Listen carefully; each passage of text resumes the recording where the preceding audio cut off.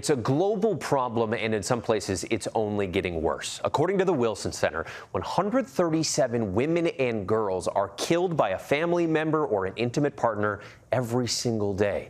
It's called femicide, and in Turkey, it is a crime that is only increasing. ABC's Maggie Rulli traveled to Istanbul to meet the women rising up against it.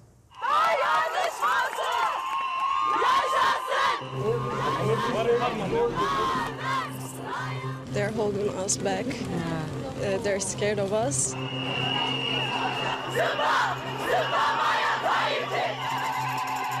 They close more and more streets every year. We are still here even though all the oppression.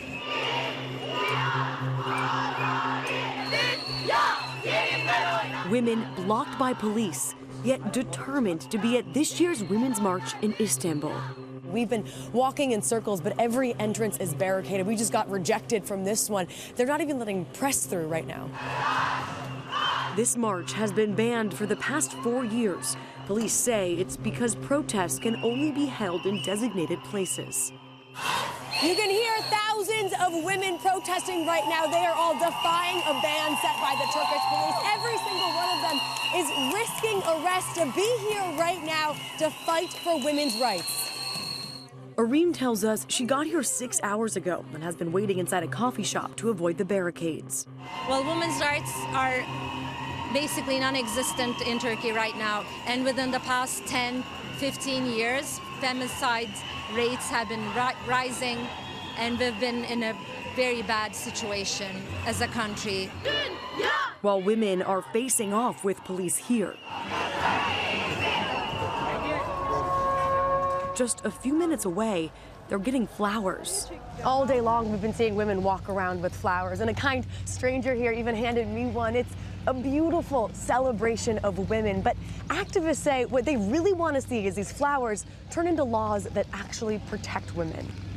Aslında Türkiye'de kadınlar daha özgür yaşamak istedikleri için, daha eşit yaşamak istedikleri için. So you're busy today. We meet Fidan Antasalim for coffee, a spokesperson for We Will Stop Femicide, a leading women's rights group. Kendi hayatlarına karar vermek istiyorlar. Boşanmak istiyorlar, ayrılmak istiyorlar, çalışmak istiyorlar ve sırf bu sebeplerle erkek şiddetiyle karşılaşıyorlar ve öldürülüyorlar. In the early 2000s, Turkey was seen as a progressive force in the region, a beacon of democracy and human rights. But Fidan tells us she thinks the country is backsliding.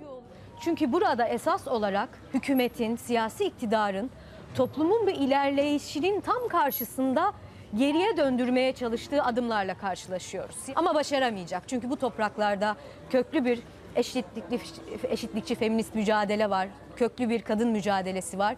Özgürlüklerimizden asla vazgeçmeyeceğiz.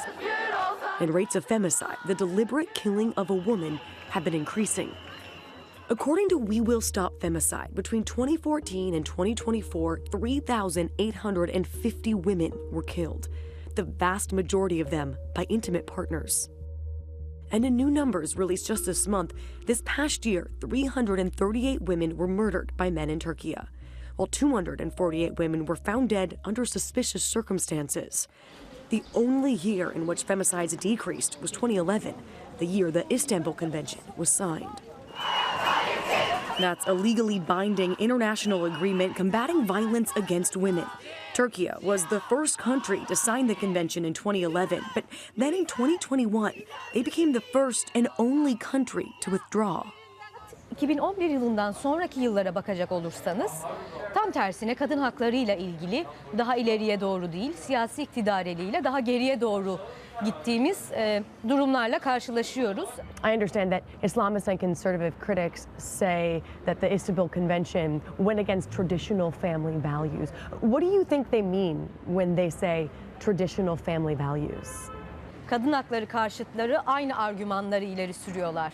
LGBTQ artı karşıtı ve kadınları sadece aile içerisinde sınırlı hakları olan bireyler olarak tanımlıyorlar. Aile değerleri denilen şey. Fidan says pulling back women's rights has a direct impact on the lives of real women in Turkey. We travel about an hour from the center of Istanbul to the home of Ayşe Gekuslu. Hello. Thank you so much for having us. Thank you. She tells us she was forced to marry. Her parents had passed, and she went to live with her brother. Her husband was about 20 years older. Ben hemen evlenmek bile istemedim. Ama mecbur kardeş kapındasın. Kardeşim de fakirdi. O da kendi geçiminde. Onun da 2 tane evladı vardı. Döverdi. Çok da içerdi. Ya, kemerle dövdü. Hamileyim. Kızıma ilk çocuğum daha. Bir ara hiç unutmam, bu saçımdan tuttu, duvara vurdu beni. She shows us where she says he hit her. Vur, vur, vur buraya. Buraya vur. Buraya vurdu. En çok da neyden korktum biliyor musun? Çocuklarıma bir şey yapar diye. After years of violence that almost killed her, she left. She tells us she was forced to live on the streets Dedim, hala jilet izlerim var. and tried to take her own life, cutting her wrists with a razor. So your husband never went to jail for anything he did to you?